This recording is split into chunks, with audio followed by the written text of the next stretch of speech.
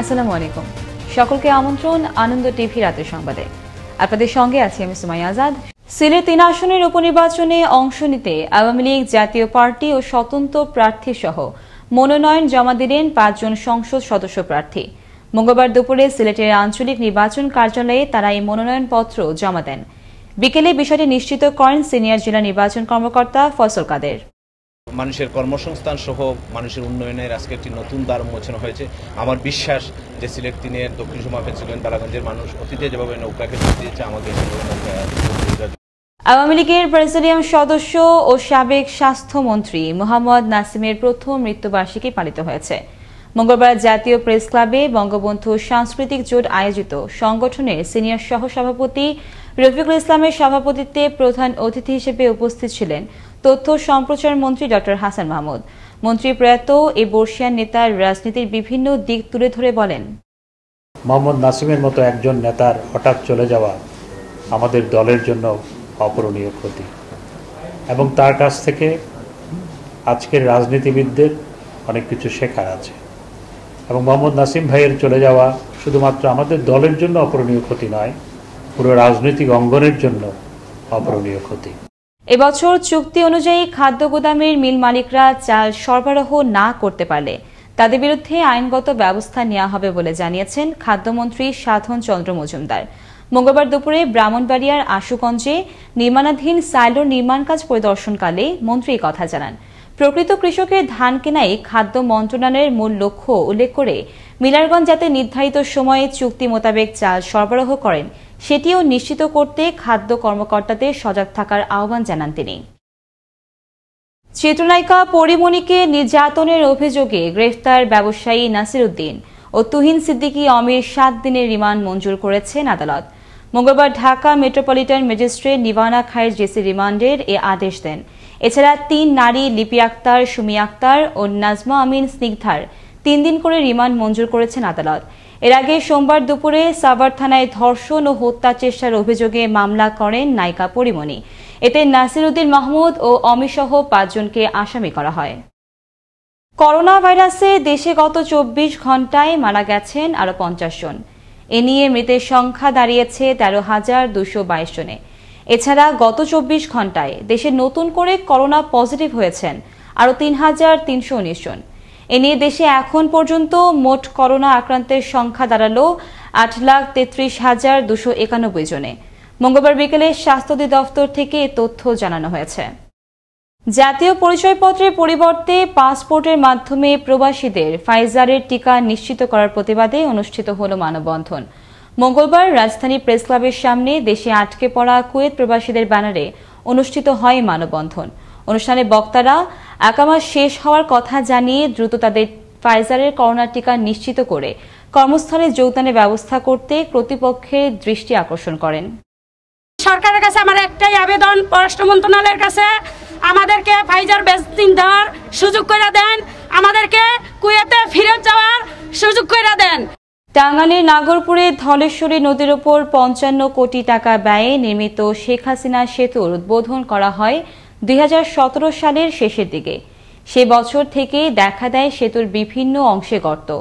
শেষমেশ ধসেই পড়ে সেতুটির অ্যাপ্রোচ সড়কের একাংশ। এতে করে সড়কের একপাশে সৃষ্টি হয় বড় গর্তের, ফলে সেতুটির ওপর দিয়ে ঝুঁকি নিয়ে চলাচল করে যানবাহন। এদিকে সংশ্লিষ্ট বিভাগের যথাযথ হস্তক্ষেপ কামনা করছেন ভুক্তভোগীরা। গোপন সংবাদের ভিত্তিতে কুষ্টিয়ার দৌলতপুরে অভিযান চালিয়ে 31 বোতল ফেন্সিডিল সহ সীমা আক্তার নামের এক নারী মাদক ব্যবসায়ীকে আটক করল র্যাব 12। রোববার বিকেলে উপজেলার কল্যাণপুরে শাকিনস্ত এলাকা থেকে তাকে আটক করা হয়। আটককৃত নারী উপজেলার বিভিন্ন স্থানে মাদকদ্রব্য ফেন্সিডিল ক্রয় বিক্রয় করে আসছিল বলে এক প্রেস বিজ্ঞপ্তিতে জানায় র্যাব। মঙ্গলবার বিকেলে সিরাজগঞ্জের উল্লাপাড়ার কয়রাহোর গ্রামে ফসলি জমিতে কাজ করার সময় বজ্রপাত হয়। এতে মৃত্যু হয় আতিক হাসান নামের এক কৃষকের। বজ্রপাতে আহত হন আরও 2 জন। ঘটনার সত্যতা নিশ্চিত করেন উপজেলা স্বাস্থ্য কমপ্লেক্সের মেডিকেল কর্মকর্তা ডক্টর রাবিয়া বিনতে আক্তার। গেল 9 মে সুনামগঞ্জের জামালগঞ্জের আলীপুর গ্রামের আলমগীর ও তার স্ত্রীকে হত্যার মূল হোতা নিহত আলমগীরের চাচাতো ভাই রাসেল মিয়া সহ 2 জনকে নারায়ণগঞ্জ থেকে গ্রেফতার করল র্যাব 9। বাড়িতে বৈদ্যুতিক খুঁটি বসানোকে কেন্দ্র করে এ হত্যাকাণ্ড হয় বলে মঙ্গলবার দুপুরে এক প্রেস বিজ্ঞপ্তিতে জানান র্যাব ৯ সিপিসি ৩-এর লেফটেন্যান্ট কমান্ডার সিনজন আহমেদ। চাঁদপুরে মধ্যবত্তরে মেঘনা নদীর তীরে ৬০ নং এলাকায় দেশ ও বিদেশের পর্যটকদের আকৃষ্ট করতে বেশ কিছু প্রকল্প নির্মাণের উদ্যোগ নিল বাংলাদেশ পর্যটন কর্পোরেশন। এ উপলক্ষে মঙ্গলবার দুপুরে বাংলাদেশ পর্যটন কর্পোরেশন ও প্রধানমন্ত্রীর কার্যালয়ের একটি প্রতিনিধি দল মেঘনা নদীর ৬০ নং পর্যটন স্থান পরিদর্শন করেন। এ সময় উপস্থিত ছিলেন বাংলাদেশ পর্যটন কর্পোরেশনের চেয়ারম্যান হান্নান মিয়া ও প্রধানমন্ত্রীর কার্যালয়ের গভর্নেন্স ইনোভেশন ইউনিটের মহাপরিচালক আব্দুল লতিফ সহ জেলার পদস্থ কর্মকর্তাবৃন্দ। মঙ্গলবার দুপুরে জামালপুর পুলিশ লাইন্স ড্রিল শেডে বাংলাদেশ ফটো জার্নালিস্ট অ্যাসোসিয়েশনের জামালপুর জেলা শাখার নবগঠিত কমিটি ও জেলা পুলিশের যৌথ উদ্যোগে অনুষ্ঠিত হয় এক মতবিনিময় সভা। এতে উপস্থিত ছিলেন জামালপুর জেলা পুলিশ সুপার নাসিরউদ্দিন আহমেদ, অতিরিক্ত পুলিশ সুপার সীমা রানী সরকার সহ জেলার সাংবাদিক নেতৃবৃন্দ। গেল শনিবার পাবনার সাথিয়ায় সেলিম হোসেন নামের এক অটোরিকশা চালককে হত্যা করে অটোরিকশা ছিনতাইয়ের ঘটনায় সংঘবদ্ধ ছিনতাইকারী চক্রের ৫ সদস্যকে গ্রেফতার করল পুলিশ। তথ্য প্রযুক্তির সহায়তায় ২৪ ঘণ্টার ব্যবধানে রোববার সকালে ঢাকার ধামরাইয়ের একটি ইটভাটা থেকে তাদের গ্রেফতার করা হয়। মঙ্গলবার দুপুরে পাবনা জেলা পুলিশ সুপারের কার্যালয়ে এক প্রেস ব্রিফিংয়ে তথ্য জানান পুলিশ সুপার মহিবুল ইসলাম খান। ময়মনসিংহের হালুয়াঘাটের সীমান্ত এলাকায় হাতির তাণ্ডবে দিশেহারা কয়েকটি গ্রামের হাজারো মানুষ। জীবন ও ঘরবাড়ি রক্ষায় রাত জেগে পাহারা দিচ্ছেন গ্রামবাসী। গেল ২ মাস ধরে সীমান্ত এলাকায় অবস্থান করছে ভারতের কাঁটাতারের বেড়া অতিক্রম করে আসা ৩০ থেকে ৪০টি বন্য হাতির একটি দল। স্থানীয় জনপ্রতিনিধি বা প্রশাসনের আসানোর পদক্ষেপ না থাকলেও বন বিভাগ বলছে হাতি তাড়ানোর প্রশিক্ষণের কথা। ময়মনসিংহ থেকে ওমর ফারুক সুমনের প্রতিবেদনে আরো জানাচ্ছেন মোস্তফা কামাল তোহা। সিনেমার দৃশ্য মনে হলেও আসলে তা নয়। এই দৃশ্য হালুয়াঘাট আর নালিতাবাড়ি সীমান্ত এলাকার খেটে খাওয়া নিরীহ মানুষের বাঁচা মরার লড়াইয়ের দৃশ্য। হাতির তাণ্ডব রোধে দিনের পর দিন সম্মুখ যুদ্ধে অবস্থান নিচ্ছে সীমান্তের বাসিন্দারা।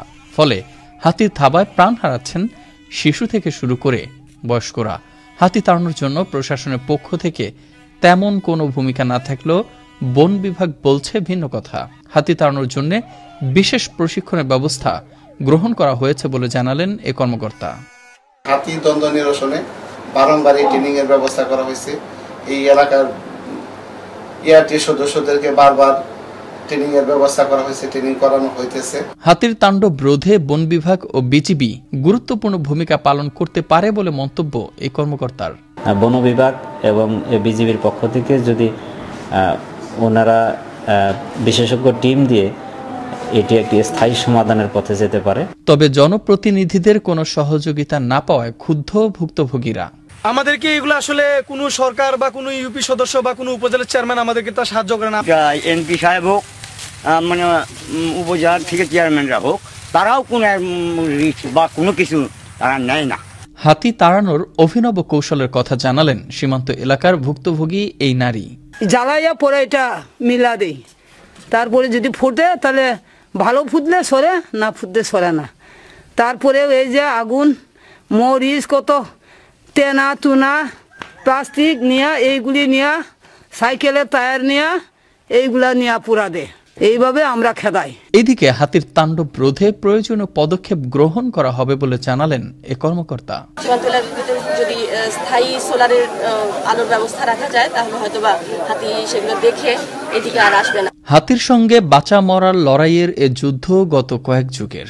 বেঁচে থাকার এই লড়াইয়ে প্রাণ হারিয়েছেন বহু মানুষ। তবে এখন কিছুটা হলেও একটু স্বস্তি পেতে চান সীমান্ত এলাকার বাসিন্দারা। তাই প্রশাসনের জোরালো পদক্ষেপ গ্রহণের দাবি ভুক্তভোগীদের। মোস্তফা কামাল তোহা, আনন্দ টিভি, ন্যাশনাল ডেস্ক। রাজশাহী নগরীতে করোনা আক্রান্ত রোগীদের বিনামূল্যে অক্সিজেন সহায়তা দেওয়ার লক্ষ্যে পুলিশ কোভিড অক্সিজেন ব্যাংক চালু করল রাজশাহী মহানগর পুলিশ। মঙ্গলবার দুপুরে নগর পুলিশ কার্যালয়ের আরএমপি কমিশনার আবুল কালাম সিদ্দিক এর উদ্বোধন করেন। এ সময় তিনি জানান, আমাদের এখানে ১০০-র মতো অক্সিজেন আছে, সিলিন্ডার আছে, অক্সিজেন ব্যাংক আছে। এখান থেকে আমাদের হটলাইনের মাধ্যমে কারো যদি আপনার প্রয়োজন হয়, আমরা তাৎক্ষণিকভাবে তাদের বাসায় যে সেট করে দিয়ে আসবো। আমরা এই উদ্যোগটা গ্রহণ করছি যাতে করে জনগণ যেন এটার সুফল পায়। এটার জন্য আজকে আমাদের এই কার্যক্রমকে উদ্বোধন করেছি। কুষ্টিয়ার খোকসায় রতনপুরে পুকুর থেকে মাছ ধরার অভিযোগে জসিমউদ্দিন নামের এক যুবককে পিটিয়ে হত্যার অভিযোগে উঠেছে স্থানীয় ইউনিয়ন পরিষদ চেয়ারম্যান আয়ুব আলী বিশ্বাস ও তার পরিবারের বিরুদ্ধে। সোমবার রাতের এই ঘটনায় গুরুতর আহত অবস্থায় জসিমকে খোকসা উপজেলা স্বাস্থ্য কমপ্লেক্সে ভর্তি করা হলে চিকিৎসাধীন অবস্থায় মঙ্গলবার সকালে তার মৃত্যু হয়। এই ঘটনায় অভিযুক্ত চেয়ারম্যানের স্ত্রী জাহিদা ও নিকটাত্মীয় সালাউদ্দিনকে জিজ্ঞাসাবাদের জন্য নেওয়া হয়েছে পুলিশি হেফাজতে। ঘটনার সত্যতা নিশ্চিত করেন খোকসা থানার ভারপ্রাপ্ত কর্মকর্তা সৈয়দ আশিকুর রহমান। সিলেটের জকিগঞ্জের আনন্দপুর গ্রামে নতুন একটি গ্যাস ক্ষেত্রের সন্ধান পেয়েছে রাষ্ট্রায়ত্ত প্রতিষ্ঠান ব্যাপেক্স। সবকিছু ঠিকঠাক থাকলে এটি হবে বাংলাদেশের 28তম গ্যাস ক্ষেত্র। মঙ্গলবার দুপুরে ডিএসটি সৌভাগ্য শিখা জ্বালাতে সক্ষম হয় রাষ্ট্রীয় কোম্পানিটি। কূপটির অভ্যন্তরে চাপ রয়েছে 6000 PSI আর ফ্লোটিং চাপ রয়েছে 13,000-এরও বেশি। এখানে 4টি স্তরের মধ্যে প্রথম স্তরে পরীক্ষা চলমান। কূপটিতে মোট 4টি স্তরে গ্যাস পাওয়ার সম্ভাবনা রয়েছে বলে আশাবাদী ব্যাপেক্স। গোপন সংবাদের ভিত্তিতে কুমিল্লার 14 গ্রামে অভিযান চালিয়ে 3 কেজি গাঁজা সহ 3 মাদক ব্যবসায়ীকে আটক করে পুলিশ। সোমবার রাতে উপজেলার গীতাসান এলাকা থেকে তাদের আটক করা হয়। আটককৃতদের বিরুদ্ধে মাদকদ্রব্য নিয়ন্ত্রণ আইনে মামলা দিয়ে আদালতের মাধ্যমে কারাগারে পাঠানো হয়। এই ছিল এখনকার মতো। আনন্দ টিভির সর্বশেষ সংবাদ এবং বিনোদন সবার আগে দেখতে ভিজিট করুন www.facebook.com/anandotv BD এই পেজে। ধন্যবাদ সকলকে। শুভরাত্রি।